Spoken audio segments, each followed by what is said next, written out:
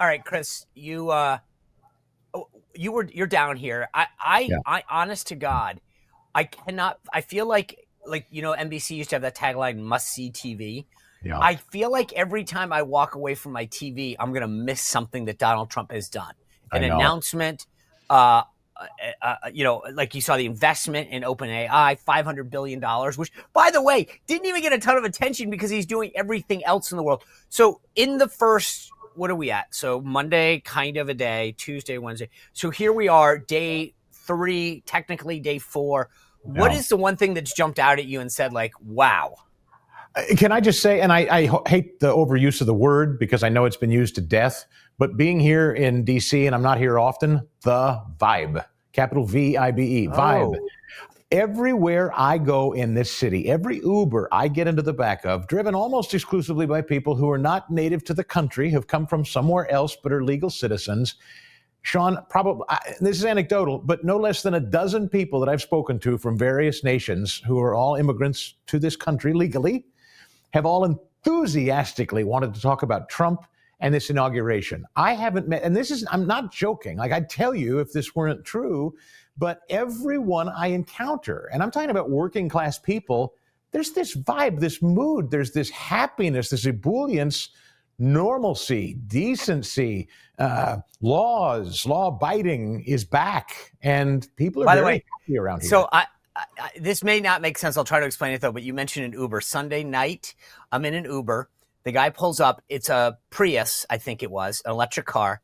The guy's got NPR on the radio, and he tells me that he's been on the road for a while. He lives in Bethesda, Maryland. So I have a hat on because it was freezing cold. I bought one on the street, and I just start pulling the hat down. I'm like, please don't recognize me. Please don't recognize me. Right? Okay. It gets better though.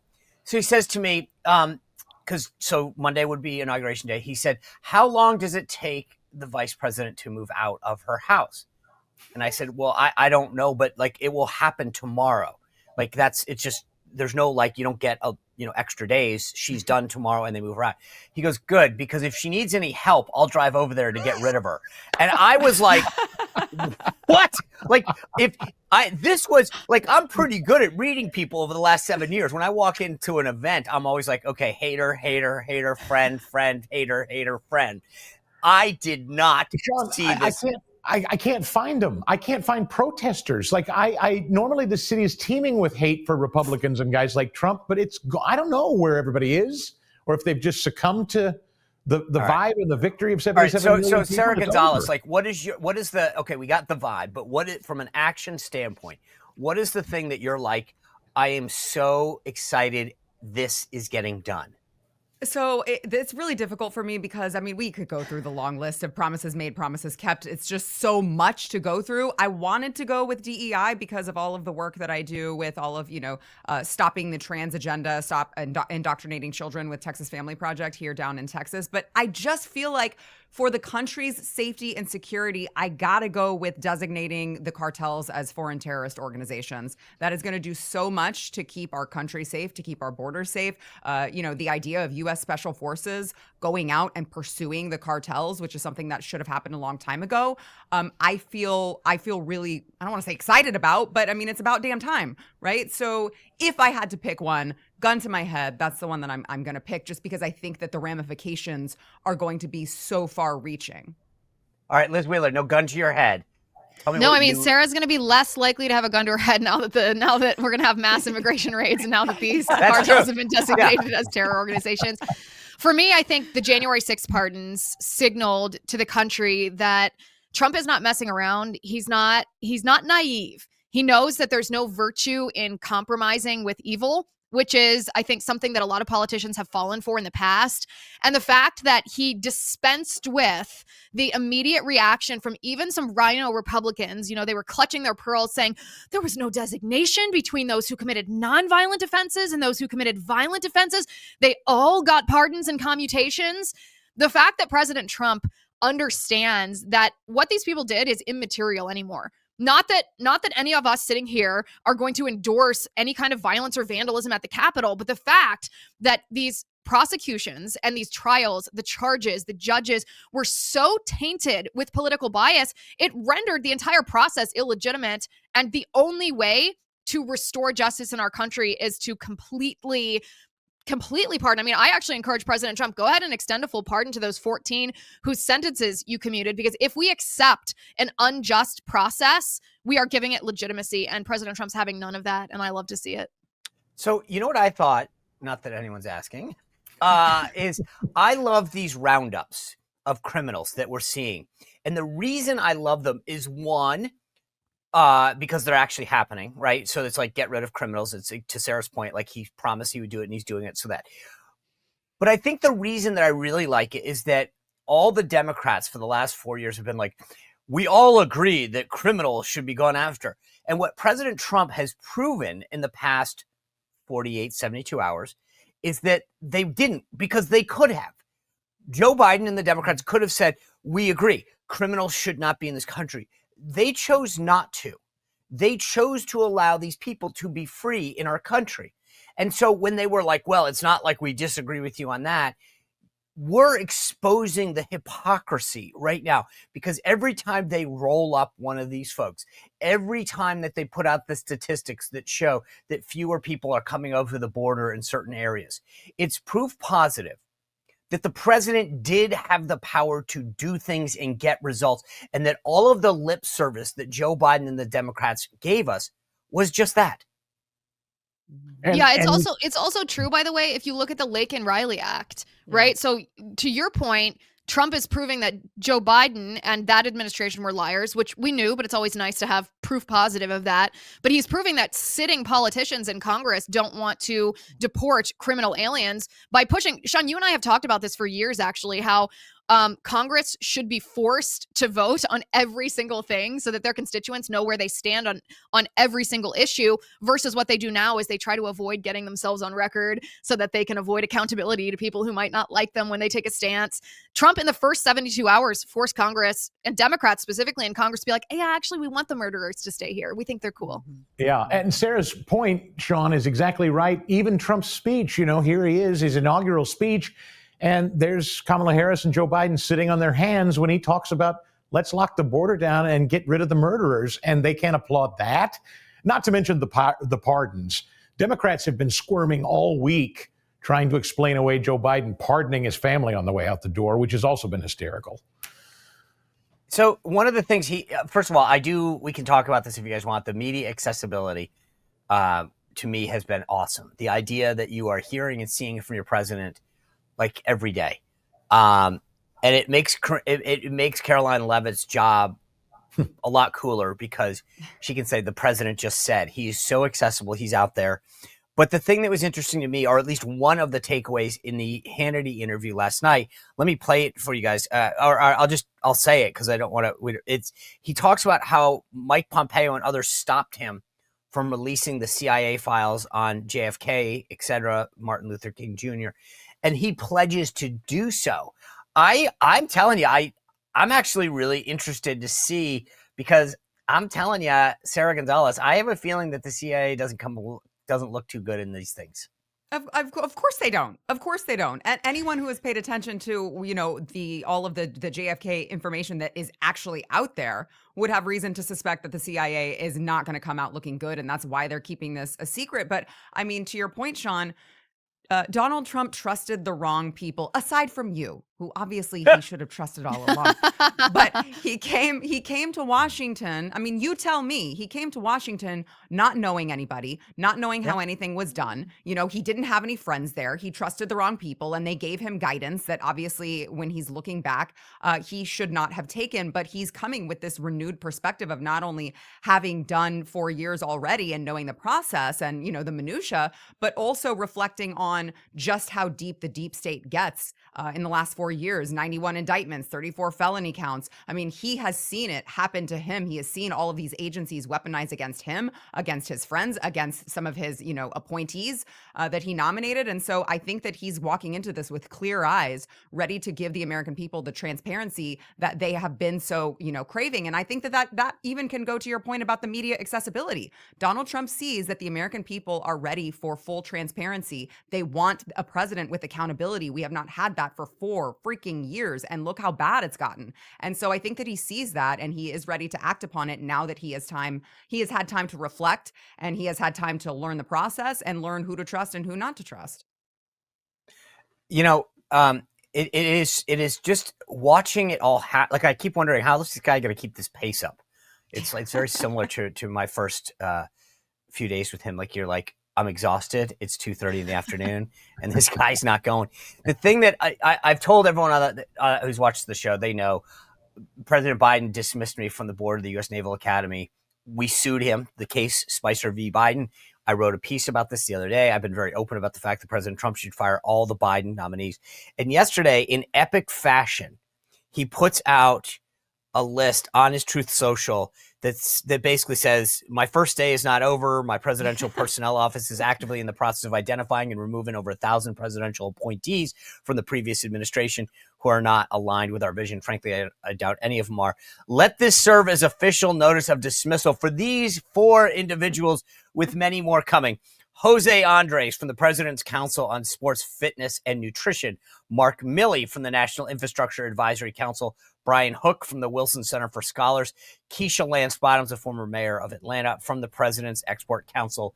You're fired. And I was just like, Chris Stigall, I was like, dude, this is like, it's just so refreshing to not, like, Sara Gonzales just said it. And I think to further on what she said, it was like, he doesn't care about the norms and the traditions. He's like, and that's what happened last time, is people said, Mr. President, you can't possibly do that. It's never been done this way. This is how it always goes. Yep. And this time he's like, you know what? We're doing it. And he's playing with house money. He's got the wind at his back. He doesn't even have to raise his voice. I've never seen a guy so quick with a pen. Quite literally, he'll just kind of narrate. He'll fend off Peter Alexander from NBC News while he's signing executive orders. It's like watching somebody conducting a symphony. He's never been more at ease. He's never been more calm and cool. At ease. That's it. I was trying to put my finger on something, and you just nailed it, Chris Stigall. He's at ease. Yes. He has nothing to prove. Wouldn't you be, though, if you knew? I mean, as he said, God saved me so I could do this, Amen. Right? And I do think that he fully believes that. And I think that it's true, by the way. So, I mean, wouldn't you be just so at ease and at peace with the agenda that you know that you have to deliver when you know God just saved me from death? Yeah. Beautifully said. I don't think enough people fully appreciate, and I obviously, I don't think I can. I don't know if you guys, but what an experience like that does to your psyche, where you realize I have a mission, I have X amount of days left on this earth, and I'm going to use them in the most effective way. It makes you think about life in a whole new way, I gotta believe. Yeah. And all the reports of those who've talked to him have said that it's very clear that he's a changed man. Yeah. And I think if you look at the way that he's handling the media, Sean, I'm sure you noticed this earlier in the week, but I thought this was fascinating. In 2016, when the media would go after him, calling him like Hitler or a Nazi or a xenophobe or whatever their word choice of the day was, it would trigger him a little bit. He'd get emotionally rattled by it because these were his friends, right? The New York Society, Hollywood, all these rich people around the world. He's like, what are you doing? We've been friends for 30 years. And so he would kind of go eye to eye and battle with them. And we found that entertaining, but he was treating them as peers. No longer is he treating them as peers. Now, Chris used the word calm. I would use the word resolute. He is in command and resolute, and they're just like mosquitoes at his ankles. He's not fighting with equals anymore. They don't matter. You brush them away. No one's falling for that anymore. And Liz, to your point, what that also creates is all of the power vacuum has come back to him, and now all of those people that were combative with him now want to bow before him, kiss the ring, and be in his inner circle. He's a magnet now again. Yeah. Yeah, it's like, I watched it the other day with some of these interactions, even after I want to get to this woke bishop thing again, because it's getting more heated. But he didn't, when the press engaged with him, Liz, he was just like, what did you think? Like, he didn't take the bait. And it's I'll say it again. I'm jealous. I am just, damn, I wish this was, but you can't be where we are today without going through the first barrel the way that we did. And so this DEI thing, I was so excited when it went down. I'm sure you were too. But watching the ATF, they literally started to change the titles on the website, which I was like, dummies. Why would you put it on the website? Just take the person off. Like, it's like you don't have, like, we have eyes and the internet. We're not that stupid. And the thing that's weird is CBP is doing it too. They're just renaming these titles. They're like, okay, you're no longer DEI person or chief diversity officer. You're senior engagement person. So my question to you, Sara Gonzales, is will the deep state bureaucracy folks get away with this, or have they thought this through in the Trump team well enough that they're like, Sara Gonzales, you can't change your title on a website and not think that we won't know? Well, Sean, they haven't thought it through because they don't have two brain cells to rub together. My message to them would be you can run, but you can't hide because, as I said, Donald Trump is coming in here with clear eyes. He has the right people around him. He has been preparing for this moment for years now, and they're going to root these people out and destroy them. He has seen, the devastating consequences of DEI. This is what I say all the time. DEI kills. At the root cause, I mean, that's it. That's all that there is to it. If it is the trans agenda, which is, young people are more predisposed to depression and suicidal ideations, whether it is the fact that we are putting people who are making us less safe in our military because we're prioritizing, wokeness rather than who is the strongest person, who is the person who can go out there and be a killing machine. DEI kills. And Donald Trump has seen that. I have to believe he has the right people around him who are going to root these people out. You saw it in the Truth Social post that you just mentioned, Sean. He's already like, yeah, I've got like 1,000 people that we're looking at, and you guys are all on the chopping block. I don't think that these people are prepared for the Trump administration rooting them out. I don't think that they're smart enough. I think that they've overplayed their hand, and I think they're going to be gone. Liz, I read this story in one of the newspapers where like the bureaucrats are like plotting. I mean, they're literally like, hey, if you're a DEI person, take your files and put them on local drives or send them to so that they can't come in and erase them. So 40 years from now, it's like burying a treasure in your backyard or something. Like these guys are thinking this through. They're like, take the files, put them in these certain places so that, because if they're on like the common drive, then the politicals can come in and delete them and really undo all of their hard work. But I get the sense, and this gets back to what Sara said a couple times, like, I am a believer that this time out of office is probably the most, every time they come after Trump, there's an unintended greater consequence. Mm-hmm. They went after him with lawfare. They tried to take him off the ballot. Boom, boom, boom. They help him politically. The 4 years out of office has allowed his team, the Stephen Millers, the AFPI guys, the guys at Heritage, whatever, to go through the systems and say, aha, we're going to pull the weed out right from the ground. We know exactly who you are. Yeah, exactly. Sara used the correct word when she said preparation. This is not a Donald Trump administration coming into office and then saying, now that we're here, we're going to look around and see who's abusing their power. Trump actually proved this, by the way, on Truth Social when he fired the commandant of the Coast Guard. I wasn't even familiar with this woman, but he had an entire dossier on this chick saying, this is what you did. This is what you did wrong. This is why you're fired. And it was extensive.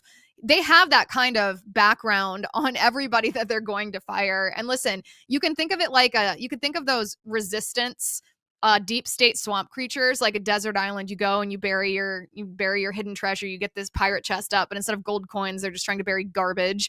The reason that conservatives don't have to worry that a God forbid, leftist president that comes sometime after Trump would just reverse these executive orders is because Trump is not just ending the policy that with a swipe of a pen that could be reinstated with a swipe of a pen. He's dismantling the infrastructure that actually carries out that policy. And that is not as easy to rebuild as these blue-haired freaks buried in Washington, D.C. think it is.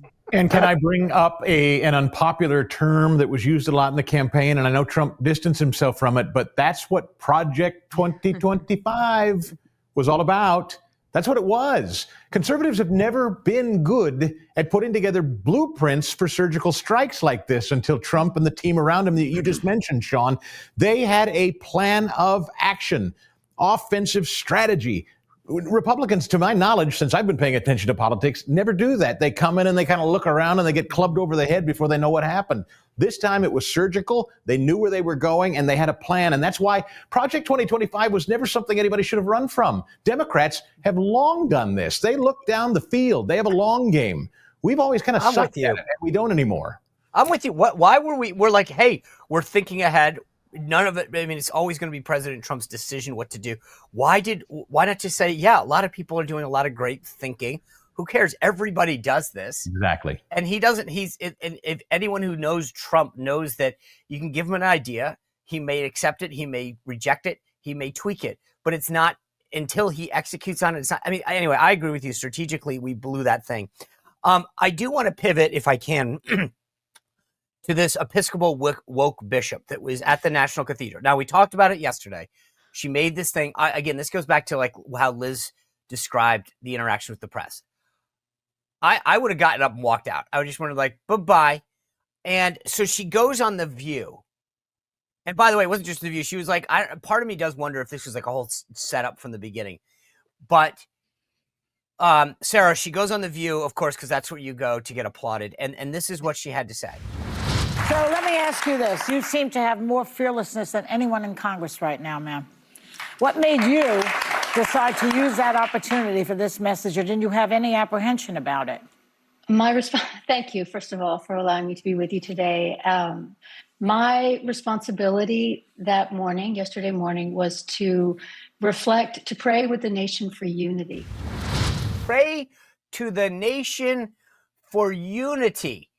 And then I'm going to slap you in the face. How is that? I don't, that, where did you go to school that you think chastising somebody, gaslighting them on both the LGBTQ people that apparently are all scared, all of them are scared, even though President Trump just appointed the first gay Treasury Secretary in history, who talks about, you know, and he appointed the last cabinet member with Cornell. I mean, the leave that aside. Then she talks about how immigrants aren't all criminals, something that no one's ever said. It's just criminals who are illegal aren't entitled to be here.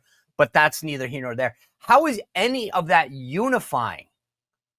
Well, I mean, obviously it's not, but you know, I would also say, Sean, that you know the idea that trans people are somehow scared is only because the fear mongering that is done on the left, trying to accuse Republicans of all sorts of things that they've never said that they were going to do. These people, right. I mean, you look at these women who are so scared that they're having a miscarriage, and they're scared because of the abortion law in their state. Well, why are they scared about that? Because the left is intentionally confusing them, and they don't know that they can get care. They are able to access care. So the fear mongering, obviously, the reason that these people are scared is simply because of the left's lies. But I mean, I think the greater problem here is looking at the state of disrepair of religion in the United States of America, where you have, you know, the Episcopal Church and you have the United Methodist Church, who allow this type of, you know, politics and partisanship to the extent that you have a woman bishop, a female bishop, getting up there and, as you said, Sean, chastising the president of the United States when there was a mandate in this country that the people of this country want to move in a different direction. And so if you want to preach unity, you got to get on board with President Trump's agenda. But again, just to me, it's sickening to see the state of religion in this country, that we can be so divided that we have churches who are allowing this type of garbage, you know, to be preached every Sunday. It's really frightening to me. Well, yeah. I'll say this, the bishop, we know from Scripture, she should be frightened, because we know that people that preach like that from a pulpit will be judged doubly. To talk and tout transgenderism, I tell you, transgender folks, particularly men pretending to be women who want to invade our women's spaces and our girls' spaces, I hope they're afraid. I hope they're very afraid. I hope every grown man. What about the women that are afraid that a dude's coming into their locker room? How about them? Are they? No, that's afraid? Exactly why. Men pretending to be women and invading our women and girls' spaces, I hope they're terrified of what's coming from men, from government, and ultimately their souls, as far as I'm concerned. This bishop has no standing theologically, politically. She's a stone cold loser and a leftist, of course. Her son's a big Soros giver. They're activist Obama acolytes. She, you know, when St. Paul's Episcopal Church burned, she's the bishop of the Episcopal Church in D.C. And she said, well, you know, we got to understand why the people are upset. That's just a church. Yeah, just a church. Some bishop, please. Sean, did you ever hear a joke that you like wished of all the things that you've ever come up with that you had come up with it, even though someone else wrote it first? Probably. Yesterday on X, Eric Erickson tweeted a joke about this woman. And I thought, oh my gosh, if I could trade my entire book to have written this joke. He said, the most surprising thing about this entire debacle is that this Episcopal bishop is actually married to a man. He goes, that's not very Episcopalian of her. Well, the thing that upset me is that she presides over the National Cathedral, which is Episcopal, but it's used in a very it's not non-denominational. But I mean, my point is, we have Jimmy Carter's funeral there. When someone important dies, they have their funeral there, and the nation grieves. And she politicized something that we always get accused of. So anyway, I thought the whole thing was inappropriate. I thought President Trump and his family and J.D. Vance and Mrs. Vance looked. This goes back to what Liz said about how he's interacting with the press corps. The old Trump might have lashed out a lot more. This one, by the way, he does want an apology, and I think rightly so. But since we did touch on the issue of gender and gay and lesbian and transgender, we all know President Trump also said that in his speech that the issue now is settled. The country recognizes two genders, but it went further from there. There is a gentleman, the conservative leader in Canada, got asked about this. He is running for prime minister. I want to play you a clip of an interview that just shows you how he handled this up there to our north. First day on the job, President Trump signed an executive order, the U.S. government only recognizing two genders, male, female. They're unchangeable. If elected as prime minister, is that something that you're going to kind of walk in line with, or what are your feelings on that executive order? Well, I don't know. Do you have any other genders that you'd like to name? Me personally? Yes. I'm just asking more so if you're in line with what he is saying. Do you agree with what he's saying? Is that something that you would be lockstep with if elected as prime minister? Well, I'm not aware of any other genders than men and women. I mean, I love it. You remember, he is the guy, if you remember that viral video where he's eating an apple and the reporter says, many people say, and he goes, which people? And he goes, well, no, which people? And anyway, I hope he does become prime minister. Because I hope it's mandated that he has an apple at every single press conference for his entire tenure. Like, he is so cool and calm and collective. And I mean, I love that. I'm only aware of two. But then he retorts, are you aware of others? And the reporter says, by the way, he goes on in the clip to say, well, I'm a cis male, but many people say that there are more. And he goes, well, which ones are there? And he just, he's so, deftly takes these questions and just throws them back, which is what I loved about it, because it wasn't, it was all right. I want to touch one more thing, because it continues to irk me. This attempt by the Democrats, Sara Gonzales, to act like Elon Musk gave a gesture that is a Nazi salute, which now on the internet, there's 80 million Democrats, Barack Obama and others, who've made the same hand gesture. But Chris Murphy was asking Elise Stefanik about this in her hearing yesterday to be UN ambassador. Take a look. What do you think of Elon Musk, perhaps the president's most visible advisor, doing two Heil Hitler salutes last night at the president's televised rally? No, Elon Musk did not do those salutes. I was not at the rally, but I can tell you I've been at many rallies with Elon Musk, who loves to cheer when President Trump says we need to send our U.S. space program to Mars. Elon Musk is a visionary. I'm looking forward to his work in Doge. I mean, Sara Gonzales, this is getting insane. It's been debunked. The leftist at the American Defamation League, who get outraged about everything, didn't get outraged about this. And Chris Murphy is reading to the potential UN ambassador about a hand gesture that Elon Musk did in a fit of excitement. Yeah, well, that's because this is how desperate they are to find anything to grab onto with this new Trump administration, with the mandate that the American people gave They don't have anything, Sean. They have nothing left. They have to go to Elon Musk, clearly saying, my heart goes out to you, and clutching where his heart is and releasing it into the crowd. And they have to try to turn that into, a big, Nazi thing. That's all that they have. That's what you're going to hear for the next 4 years. The same old rhetoric. Everyone around Donald Trump is a Nazi. Everyone around Donald Trump was a white supremacist. Though, there are very fine people on both sides. You're going to hear more of that. The difference is the American people have seen right through it, and they know better. It was clear in the election results that the American people are tired of this rhetoric. But what do we see the left do every single time? And they double down on everything, even when it's not working. So I would highly encourage them to keep it up, because even to your point, you have even the ADL who's like, yeah, guys, that's a stretch. You probably should. They're like, slow your roll, bro. Yeah. Well, so if you guys want to get Sarah's that crazy, right. keep it up. Rasmussen just came out with a poll that has 50% of likely black voters totally digging on Trump. Racism doesn't work anymore. Racist. They've abandoned that. Now it's Nazi. Sarah's right, though. It isn't going to work. Keep it up. Shout all you want. It's not working. Nobody's buying it. All right. Before we get into winners and losers, I want to ask your opinion in case Mark Thompson from CNN, he's the CEO. I have it on good authority. He watches this show every night. Oh. They are going to be making hundreds of cuts at CNN, because their ratings are way down. The business model is horrible, and they didn't get the memo that Donald Trump won. If you could fire one person from CNN, Liz Wheeler, who are you firing? Jake Tapper, no question. No question. Chris Stigall. No question. He just cost them a lot of money. I mean, the attorney for CNN just had to admit we may not be able to pay the bill here for the defamation. $5 million because Jake Tapper defamed a Navy veteran. He just blew a hole in their boat financially, and if they had any credibility left. So I agree with Liz. Jake Tapper. He's also one of the swampiest types because he portrays himself as being an objective reporter, and yet he's not. He's a liar, and he's a biased leftist. And I am less upset with people who are just like, yeah, I'm a leftist and here's my viewpoint. I'm making my argument for my viewpoint. Right. Even if I personally think it's stupid, at least they're being honest about their bias.